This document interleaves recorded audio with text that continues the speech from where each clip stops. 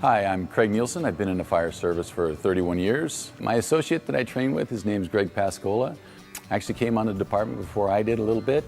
We've been working doing this live fire behavior training for 13 years now. We had a real good friend of ours pass away as a result of a flashover. One of the recommendations out of the report from that fire was that everyone in our department receive flashover survival training.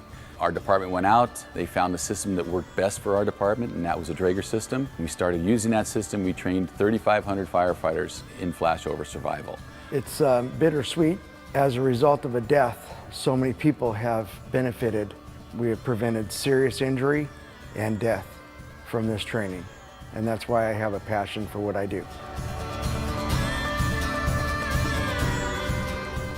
There's several different definitions of flashover. The one that makes the most sense to me, it's the stage in fire development in which the contents and the gases reach their ignition temperatures and flames break out almost all at once over all the surfaces.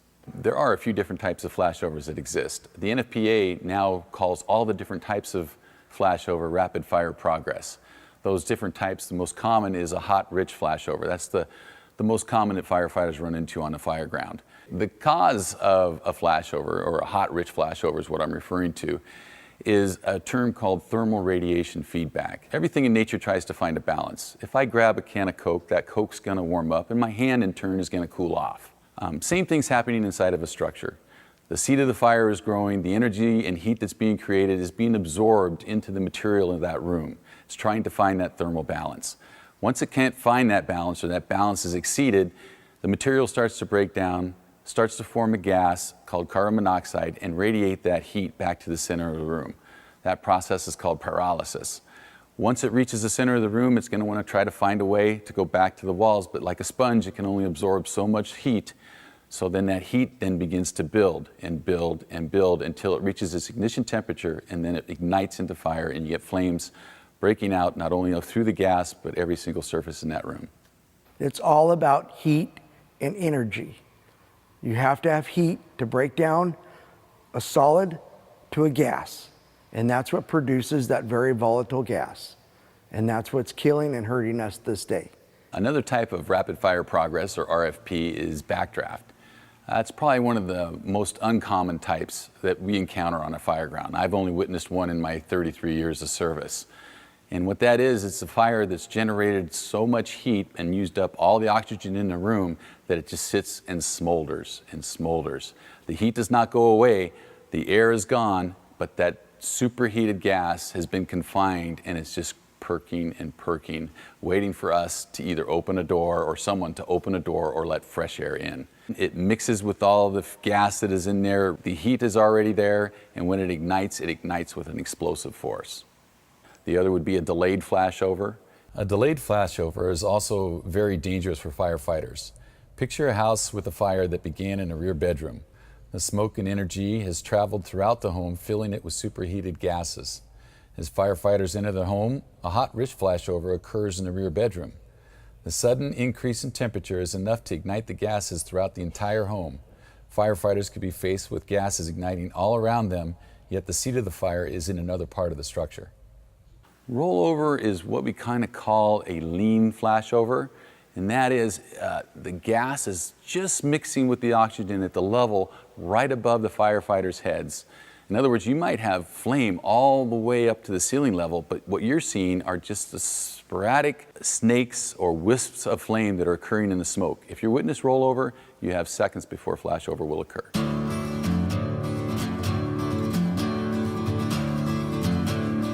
I think there's some misunderstandings about flashover. It's not so much the flashover event, it's the gases associated with the flashover. We have very rich, thick, cooler gas down at the floor level where we're working in.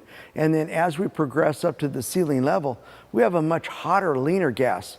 At the ceiling level, we could actually have gases that are above their ignition temperature, but too lean to burn.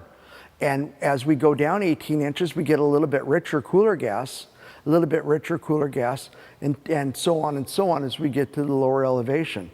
Right now, if we recognize that we have high velocity smoke, high heat smoke, right when we begin our entrance, we have to start cooling those gases. Years ago, the school of thought was, hey, get in, put the wet stuff on the red stuff. You'd get pushed and pushed and pushed in, and that's how we're losing people. We have to stop that mindset, back up, and start using a straight stream and cool that hot smoke. It's not the fire that's going to get us, it's that smoke. That smoke is like throwing a gallon of gas in the air and suspending it. That's how flammable that gas is. As often as I've done it, we've actually been able to even accidentally create a flashover on ourselves just because of the wrong nozzle pattern. If we go in with the fog pattern and we start swirling it around and we mix up these different layers, I guarantee you we're going to create a flash on ourselves if we're in a superheated condition. Now, if we go in with the solid stream of water and we cut through all those different layers of smoke, we're going to be able to project that water up to the upper atmosphere, and we're going to be able to cool that environment. We're going to be able to quench that environment, and we're going to be able to get in and find that seat of the fire or effect a rescue or get ourselves out to safety. The expansion ratio of steam is 1,700 to 1, and that's at 212 degrees. When I began this training and looking through research, I found that the expansion ratio of water when you put into that atmosphere at 1,128 degrees turns into 4,200 to 1. So now 1 gallon of water translates into 4,200 gallons of steam. Now, if I'm going to put water into that atmosphere and I'm in a nice, tight, confined space, what's that going to do to the environment if I put a lot of water in there? Again, it's going to drive those heated gases down into my environment and possibly bring flashover down upon myself. It's misunderstanding how to use your nozzle as a tool to cool those gases down on the way to the seat of the fire. So it's not really putting water on the seat of the fire, but it's actually squirting water into that smoke layer above your head.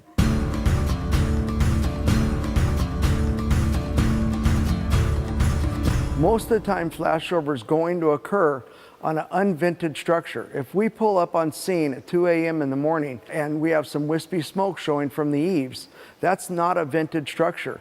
And all our job is to do is to deal with that fire triangle. At that moment, that fire triangle is not complete until we show up on scene. And when we show up on scene and kick in that door, what happens? We allow that air to go in, feed that seat of the fire oxygen, it re-energizes itself, and guess what? We just completed that fire triangle. Now our job becomes, we have to break up one leg of that fire triangle. So if you ventilate horizontally, you can actually accelerate a fire, and that goes for vertical ventilation too. If you do not coordinate an attack on the seat of the fire and you vertically ventilate a building, you can actually accelerate flashover into that structure. We have to have a coordinated effort. The engine company makes entrance, the truck company vertically ventilates or horizontally ventilates in the right location. We allow the gases to vent, and we allow the environment to clear up, and we can attack the seat of the fire a little bit more rapidly. The problem for us if it's done in an uncoordinated process. If the hole's cut too soon, if the glass is broken too soon, then we actually accelerate the velocity of flame, and we actually engage in a much bigger firefight than we had planned on. Horizontally, if you open doors, windows randomly, you're going to accelerate the growth of that fire if you do not have a hose line in place. Vertically, same thing. If you randomly vertically ventilate a building, you're going to accelerate the fire if you don't have water in place on that seat of the fire. But flashover recognition can start before you even get in your car to go to work in the morning. What type of day do you have? Is it raining? Is it windy? Which direction is the wind coming from? Because all that can have an effect on the way a structure can burn. We have these environmental issues that we have to deal with on scene, and if we open a door and we have a serious wind at our backs, we're going to pressurize that structure. Based upon, is the wind at your back, is the wind at your face, you might want to select a different entry portal just because opening that door will super accelerate the growth of that fire if it's wind driven and the power behind it. Generally in the fire service, we like to go from the uninvolved portion of the structure to the involved portion of the structure. So if it was in a rear bedroom, we'd want to make exit through the front door, therefore not pushing or accelerating the fire through the rest of the structure. That's not to say though, if the fire is really coming out of that back bedroom window, we could perhaps soften the structure, or soften the target by directing the straight stream through that window to the ceiling level and at least cooling those gases down, knocking the fire down shortly, and then making our attack from the inside. Hitting it hard from the yard, softening the target. This has been around for several years. It's just now kind of getting refocused right now. If you recognize a certain situation and you know that you have this fire blowing out of a window or blowing out of an opening, go ahead and soften that room. It's okay with that straight stream and a straight stream only, and then make your entrance. Now, there are some steps a firefighter can take to delay flashover, and that's using your nozzle as a tool. And that is to direct that straight stream up to the ceiling level where it's going to be the most effective, and then rotate it throughout the room so that you don't cool that same spot several times in a row. Not just standing there waiting to get to the seat of the fire, but cooling the gases down appropriately and lowering their ignition temperature so that you could probably reach that seat of the fire or effect a rescue or possibly escape the structure. That smoke right there, that high velocity, high temperature smoke, travels at about 15 miles an hour. As you get in, and if you have to retreat, you can't crawl faster than 15 miles an hour. And that fire is going to find you before you find it. The NFPA says a firefighter can travel 2.5 feet a second without a hose line and has 2 seconds to escape if flashover occurs. That translates, if you're more than 5 feet from an exit, you're not going to make it out. Your hose line is going to be your best protection, either going into that building and coming out of that building. So do not leave that hose line behind. We've had firefighters that were told to retreat and back out of the structure and leave their nozzle. They had no water when they retreated, and they were caught in a flashover and unfortunately perished or seriously injured. And so having that water is our safety net. Having that water to be able to cool that environment, that's what we need. That is so important for us. It comes to risk versus gain. Again, if we're attempting a rescue, we're trying to save either one of our own firefighters or perhaps a civilian that's reported to be down, we want to take those steps to effect that rescue. And if we have to cool those gases down, we're going to use our nozzle as a tool, drop that ignition temperature, and again, get that rescue effected. Risk versus gain.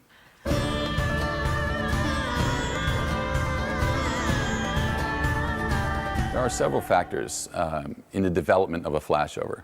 Room size is one of them. The larger the room, the taller the ceiling, the longer it might take for that thermal feedback to occur. There's been cases where it's occurred in less than 4 or 5 minutes. And there's been cases where it takes much longer than that based upon the size of the structure. A firefighter can be faced with 2 different types of construction, an older home and a newer home.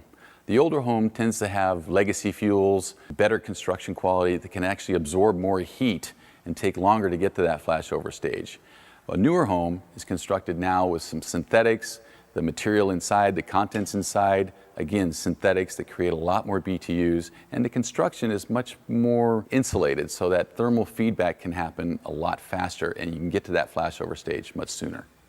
There's different timelines when it comes to flashover. Obviously, the size of the room, the size of the occupancy, whatever is involved in fire, how much is burning, what are the contents of that fire, again, the BTUs being generated by synthetics versus legacy fuels now, all have a play on how fast that flashover can occur.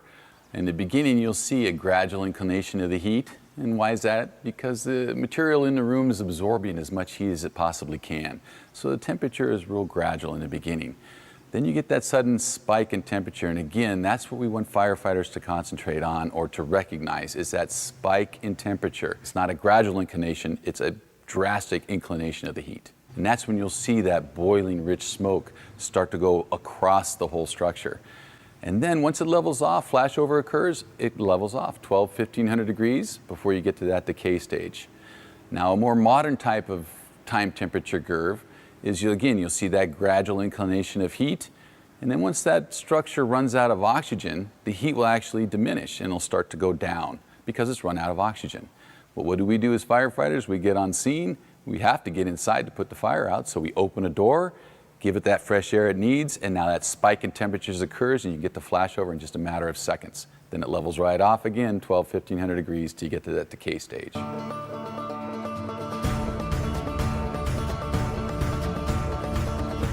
As soon as we pull up on scene, we need to start looking at that smoke.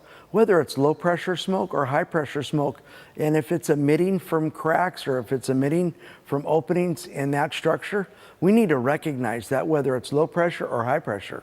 You could write a book on smoke recognition because there's virtually a lot of things you can talk about. When it comes to flashover, we're looking at the smoke that has some pressure behind it.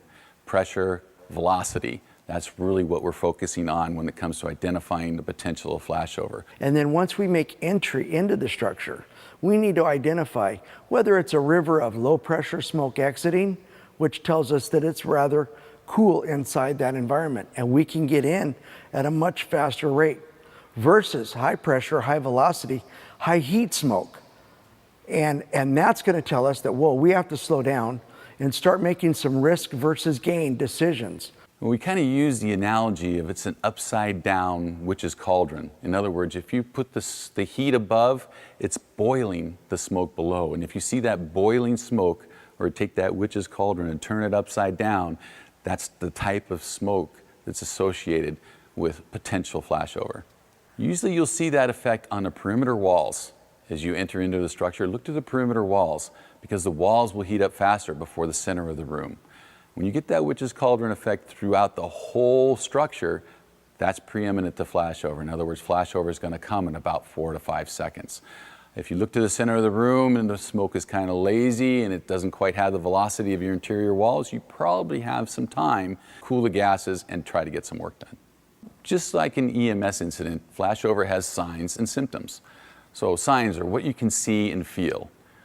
First thing, you have high heat. Where are you feeling that heat? Again, that's a sign of flashover. Are you feeling the heat on your shoulders, on the back of your hands, maybe your ears perhaps? Zero visibility. That's not always true. Sometimes you can have great visibility and there can be superheated gases over your head. Firefighters can enter into a building with a large ceiling, perhaps a drop ceiling, and not know that over their head is 10 feet of superheated gas just climbing to its ignition temperature. And when they ignite, they can drive you right down to the ground. But if we go into a structure and we have smoke all the way down to the floor, which happens quite often, we now have to use our senses. Can I see the seat of the fire? Can I hear the seat of the fire? And can I feel it?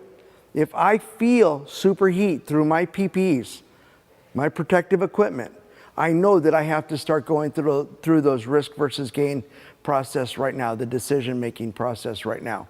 And I have to start cooling that gas. So if I can't feel heat through my PPEs, I know I'm okay. I know I can start advancing down to find that seat of the fire. If you're witnessing rollover, that's another sign, something you see. Those are the fingers or the snakes of fire in the smoke above you. Also, you have from the outside looking in, pressurized smoke. That's a real good indication that flashover is imminent. So those are signs. What are symptoms? Symptoms is what's actually occurring on the fire ground that you can't see.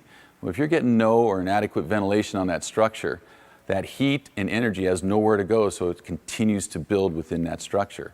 Also, if you don't put any water on the seat of the fire, it's going to continue to grow and grow until it reaches an ignition temperature, and then you'll get those flames that break out almost all at once.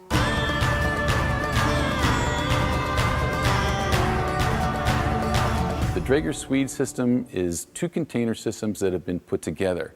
So actually the students are below the simulated 4 level. So they're in a nice, safe environment. We can reach temperatures of 1,500 degrees, but where the students are, it's very comfortable, and we're still able to observe that phenomenon in a nice, safe environment. Okay, as you can see here, we are in the incipient stage of fire development, almost entering the growth stage.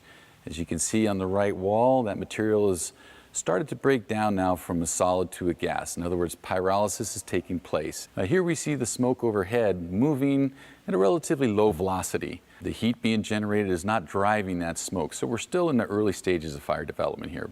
Now, as the fire is ending into its growth stage, you can see on the perimeter walls how that off-gassing is taking place much more rapidly. And that's because, obviously, your exterior walls and your ceiling heat up and trying to absorb as much heat as it can, heat up much more quickly than the center of the room. And that's where you get this cave type of effect. Tell the smoke is different on the left and the right than in the center of the room. And what do we do on the fire department? We open the door, give it that gulp of breath of fresh air. Again, when I arrive on scene, I look at that smoke and I try to read and diagnose what stage of the fire am I in right now. In this picture, you can see that the firefighters can actually read the smoke once they enter into the building, what's happening overhead, but also watching the fresh air being drawn past them as they make entry. Now here you can see with the door closed how that fire is just starving for oxygen and it's drawing that fresh air in through any portal it can, because that's what it's needing. It's needing that fresh air for it to survive. Here again, we're into that growth stage of the fire. The velocity of the smoke is now picking up. In this picture, you can really see the difference between your perimeter walls and the interior, or the center part of that smoke column. Looking up over our head, you can see on the left-hand side the darker, thicker, boiling smoke, and then look at the center of the room. Again, it's increased in its velocity, but it doesn't have that boiling effect that is preeminent to flashover. Here you can see the fingers in the smoke, or the snakes in the smoke. That's rollover. In other words, the oxygen and fuel is mixing to the right level to ignite those gases. Again, you could have rollover occurring over your head, but all you're seeing are the lingering flames right at the smoke level. If you're witnessing that, flashover is imminent. It's coming right behind. And as you see, this room is now being engulfed into fire. Total room involvement, wall to wall, ceiling to floor. It just jumped from 400 or 500 degrees to 1,500 degrees in just a matter of seconds. Looking at this footage, understand that we are below floor level in this Swede simulator in a very controlled environment. Normally speaking, actual structure fire, it's unpredictable, and so it's much different than what you're witnessing here.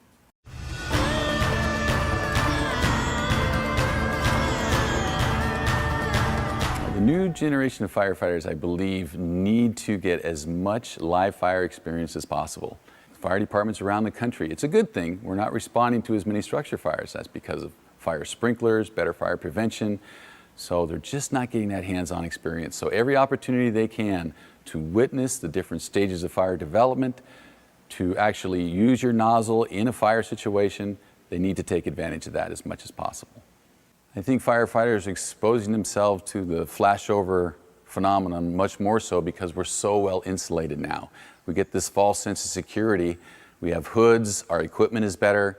We're so well insulated that we feel almost invincible, and we're getting deeper and deeper now into structure fires, where in the past we weren't so well protected, and when it got too warm, we had to get out of that building. Now we're staying in there too long, we're getting deeper into structure fires, and we're increasing the potential of being caught in a flashover. At one point, I had 9 firefighters, 3 companies in off of my rig, and as a result of this training, I was able to recognize a really bad condition. I was able to get in the rig and deploy the horn, and they retreated out to safety, and then shortly thereafter it flashed. And I truly believe because of this training, I was able to make an impact on the outcome of this incident. The goals of rapid fire progress recognition are to teach firefighters the signs leading up to flashover.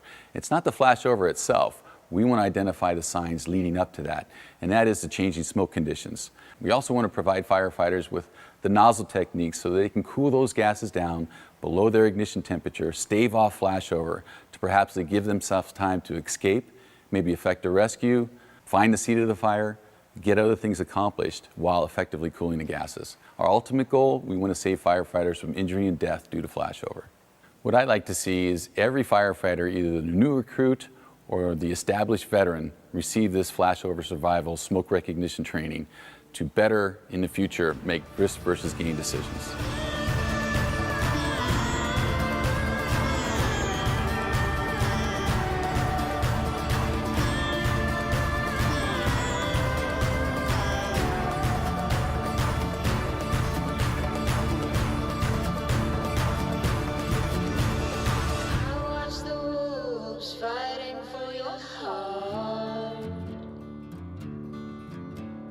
Hoping the white would bring you back to light from